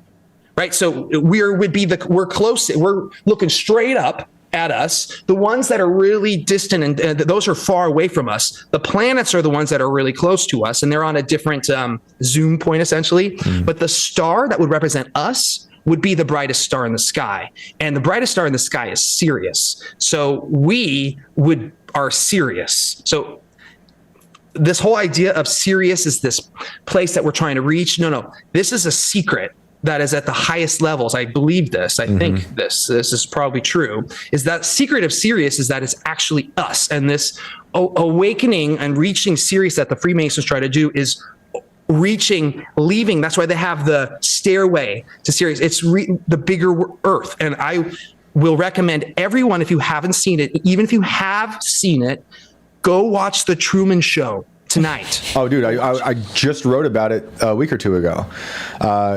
Because I wrote about it because the image of Biden walking up the plane after coming back from supposed COVID, if you look at it, it looks exactly like the end of Truman walking up the steps with the fake sky. That is a Freemasonic thing. You know, I do an analysis in this in one of my videos where even like they put the pillars and it's a light that falls. So this actually isn't a spoiler because it happens in the very beginning. But this satellite falls in between these two pillars, and Truman walks in between and picks up the satellite, and it says the word Sirius on it. Okay, so this is. They put this stuff in movies, like as it's funny. In your face as possible. You need to watch and the whole idea of Truman leaving his town and going to Fiji and all these metaphors that are in is actually the bigger Earth. It's this metaphor than him and finding the wall. And people are like, oh, flat Earth, that sure, fine. It's a bigger Earth metaphor, and we are Sirius metaphor. So to go back to the Dogon tribe, and this is an idea that occurred to me that I never seen anyone else say this. So this researcher went to Africa, and what I said earlier was they pointed and said, "Hey, look we're from Sirius." In that context, this is actually a species that is coming and saying, "Look this is us. This is where you are." Right now on the star map. Are you trying to see what I'm saying here? Oh yeah. Like this was them saying, "Hey, check it out. We're here." That? Maybe they were pointing to the other stars in the series as like they're a neighbor. So this gets back to aliens and why I always had a hard time with aliens and why so many these religions and the Mormons and the Scientologies and L. Ron Hubbard connected with Jack Parsons and Crowley and all these things and we talk even the Bible, fallen angels, right? But what were the stories? They mated with humans, the human women, the Nephilim. And like, okay, so you're saying a species like developed on another, like in a completely different carbon ratio? Like, no. What makes more sense to my brain is that we are part of the same ecosystem, larger one, and that a neighbor is still part of our Earth, but the bigger Earth, and we were invaded. We were invaded at a very early age. We were doing probably fine in the Garden of Eden, and we were invaded by a neighboring species from a neighboring planet, which is basically just beyond the ice wall. There's a whole bunch of different cultures and civilizations out there, and they have been they took their building ideas, they took whatever from their civilization and they did it here. Maybe they were leaving, maybe theirs got flooded, maybe something happened to theirs, or maybe they were just colonizing. And I think that one of the ways that they do this and they control us is with a parasite. And this connects with the parasite pill theory, in that I think that a lot of people are controlled, and a lot of people will point to toxoplasmosis gondii or whatever the cat litter one, right? I think that's one of many, but I think that there is a type of parasite that is taken over like a lot of the elites, and it's a whole other can of worms. See what I did there? And I think that it may be not native to us, to our biome. And I think that this parasitic infection is something that we have been dealing with and is alien, and it connects with Stranger Things. Is that why they didn't want us taking ivermectin? So So yes, and Fenbendazole, or I can't remember. Yeah, I'm not gonna go say that one, but those dewormers one, right? So and that's why they freaked out about ivermectin. Okay, so this worm thing, parasite thing, I think is connected to Crater Earth theory, or this, people will call it Greater Earth. I like Crater Earth because it sounds cool. I think that there's it's basically an alien invasion that happened before that we can remember. And, this innate feeling that we have of this uncanny valley where we can recognize that something isn't quite human about this. Like, this is something that goes back, it's ancient generations, like to the very beginning, because we were exposed to something that wasn't quite human. So this is all I love it. Fun stuff. So like all of it, kind of bring it together before we close out, is like, it feels like this line of thinking is a way that the people running the show, whomever they are trying to traumatize you, confuse you, make you feel small, and sever you from whatever is out there, the greater earth, God, actual reality, and you fighting over what's real and what's not, over small wars over little places in the corner of this world. It's all just there so that whatever they can either feed off of the negative energy, so they can keep making money for whatever they're doing with it. Maybe they're a breakaway civilization on the other side of the greater earth operating. But I like that line of thinking because it makes you make sense of that question of why would they lie about all this stuff. That's when I talk about this stuff with people who really don't think about it ever. They're like, well, that's interesting, but like, why would anyone do that?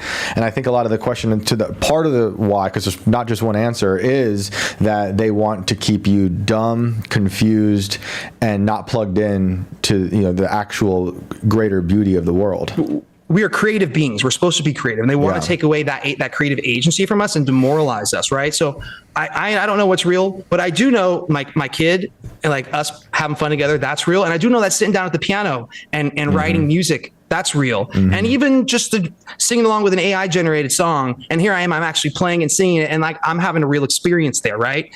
And what it comes down to is this creative force that maybe these civilizations that have been outlived their use, and they've lost touch with that, and they would see a young people like us with a lot of potential and want to disrupt that.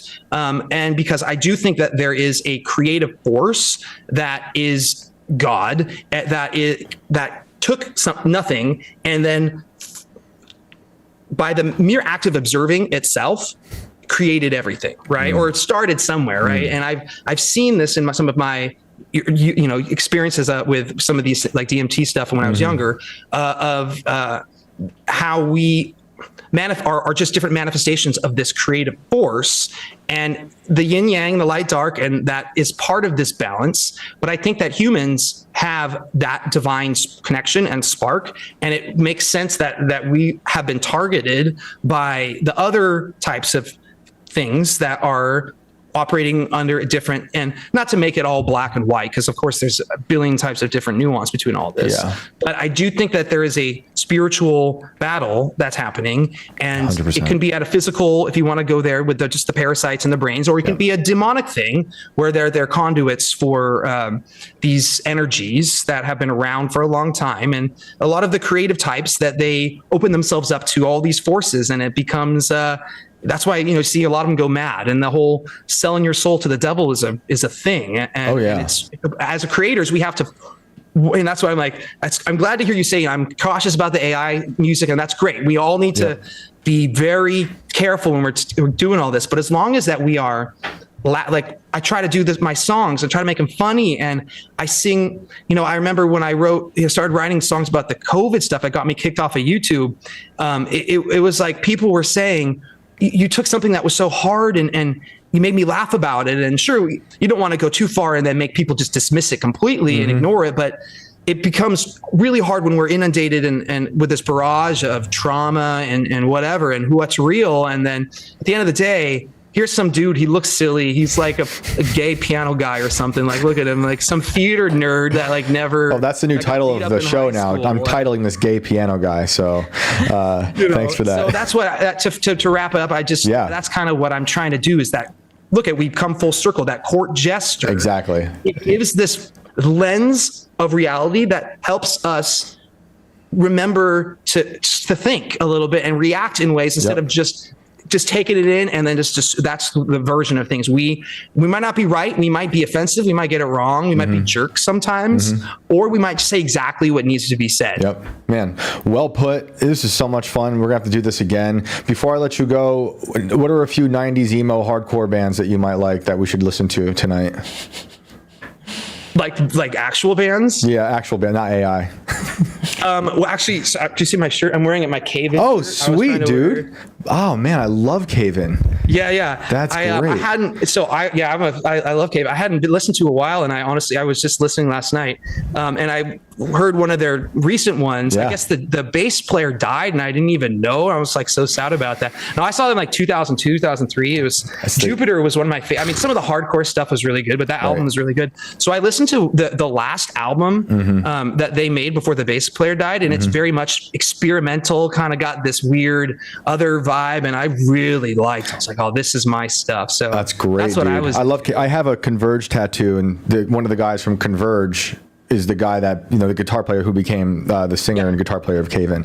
That's amazing. Anyone else that come to mind? Dashboard. What's that? Any other band come to mind? No. Dashboard? Is Dashboard emo? Dashboard's very 90s? Emo, but Cave-In is heavy beauty. That's great. Well, I'm going to listen to that tonight. Yeah, pretty gay if you ask me. Dude, thank you so much. I think it's called The Final Transmission was the album. Oh, yeah. Yeah. They're great. People should look up them. Look up their live shows. That's a great band. That's awesome. I love that you were wearing the shirt this whole time. I didn't even realize. Sick. All right, man. Well, have a good night. Thanks for joining us. Take care. Yeah, thank you so much. Later, dude. Sick. All right. Times. We got a caller lined up? We do. Sick. What do we got? Dylan. Let me bring Dylan into the room. Dylan, what's good? Oh, your mic's muted, Dylan. He was not prepared for us. Maybe he wasn't ready for us. Maybe he's beyond the ice wall. Are you here? Give him a second. Dylan. Don't be gay, Dylan. If you are behind the ice wall, let us know. Dylan. Let me bring him out and then bring him back in again. We'll see. Man, Foundring is amazing. Yeah, that was good. We could have done another 4 hours. Yeah, probably. Honestly, that guy could talk. I want to, there's so much we could cover. We really only covered 2 topics. Oh. Hey, Dylan. Yes. What is up? Thank you for waiting. How are you? Good. I don't hear you too well. Can you hear me better now? You're muffled. Oh, man. Oh, no. See? Yeah. That's weird. I hear, what's her name? You hear Alex? Hey, Alex, so if you want to tell him what's up and to give us a good story. Go ahead and give us a good story, Dylan. A good story? Okay. Well, what you got? You want to hear about how I died? Oh, sure. Yes. Twice. Oh, geez. I mean, I don't, but I do. I don't remember it, actually, because when my mom was giving birth, somehow I got wrapped up in the umbilical cord, and when I was born, I was dead. Wow. And the doctors had to resuscitate me or whatever. And my mom said that when I came out, I was gray and wrinkled like an old man. It's kind of weird. Is that your earliest memory, Dylan? Do you even No, I don't remember any of it. That's but wild. I don't know if anything about dying makes your mind different, changes something in your mind. I would say so. Because my whole life I've experienced weird things, and I've always... Hello? Yeah, we can hear you. We can hear you. I know I hear someone talking, but it's muffled. But anyway, so when my mom brought me home, I think that they had to keep me there for a day or so.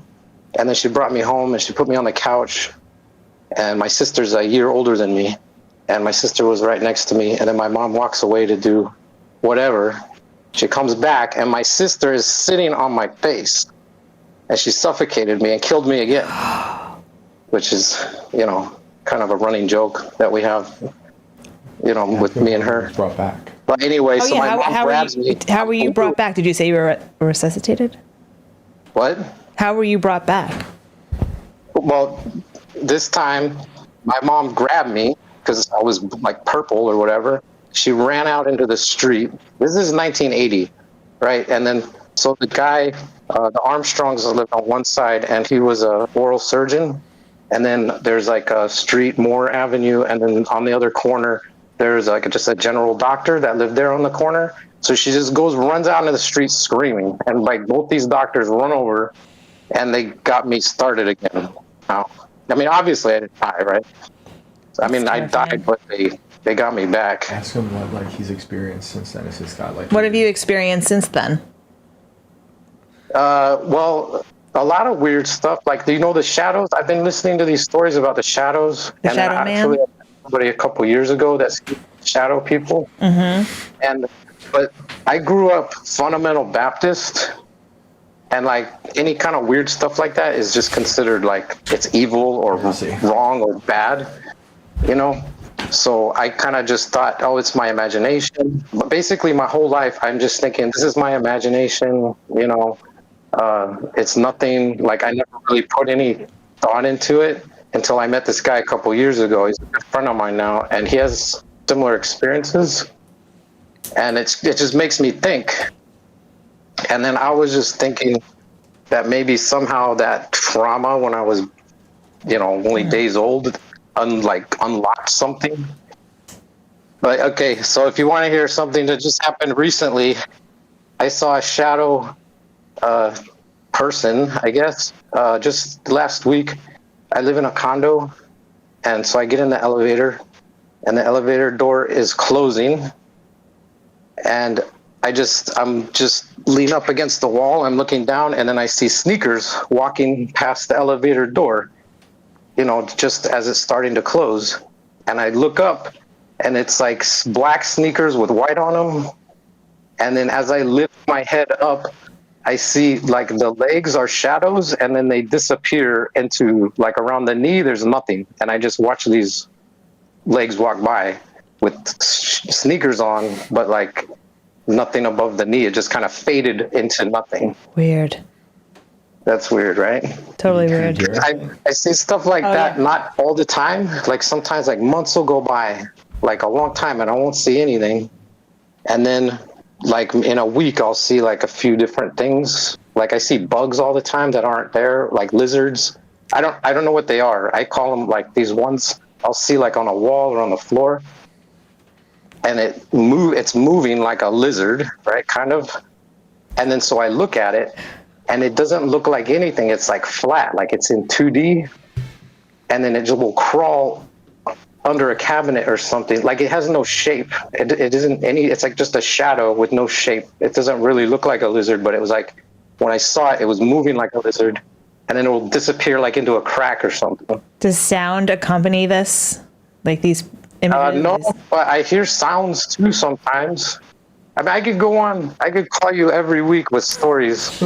Like I'll know that there's nobody in my house. Do you wear glasses? Have you had your eyes checked?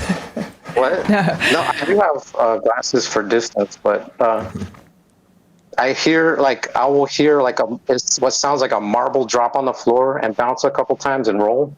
Weird. And like that's just one example like of a sound I'll hear, and I know nobody's in the house, and I know there's no marbles like on counters. I mean, just waiting to fall off or something. Perhaps. Okay, so here's one more before I go.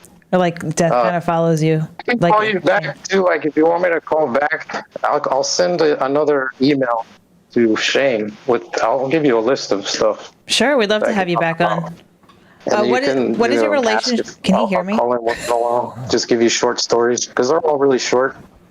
But all right. So Monday, I remember it was Monday last week. I was making breakfast. I fried some eggs. I had some leftover bacon from Sunday. Wrapped it up in a tortilla. Right, and I take a bite, and I'm standing at the counter. I put it on a plate. I go to get a napkin, and then I come back to the plate, and there's a piece of bacon sitting, like, not where the open end is, but like on the opposite side. And I'm like, I didn't notice that when I went to get the napkin, but whatever, maybe it fell out and bounced over there. That's not crazy, right? So I pick up the bacon, I put it in my mouth, I'm chewing it, and then I start moving my hand back to the plate. There's another piece of bacon in the exact same place that looks to be the exact same shape. And I'm like, did I just pick up that piece of bacon and eat it? And I'm chewing on it. It's in my mouth. I'm chewing it as I'm picking up the second, like looking at the second piece. This is why I don't eat bacon. Like, is that weird or what? And then I pick up the second piece and I eat that one. And I'm like, that's weird. Was that like a Matrix glitch? Was that deja vu? But I'm eating it as I'm seeing the second piece. And I know I picked it up. It's in my mouth. Right? Does that seem odd, or am I just crazy? The audio. Yeah. And dying affected his reality. Oh, dying affected your reality, you think? I think so. Can you My hear diet? us? You dying. Maybe that too. No, you dying.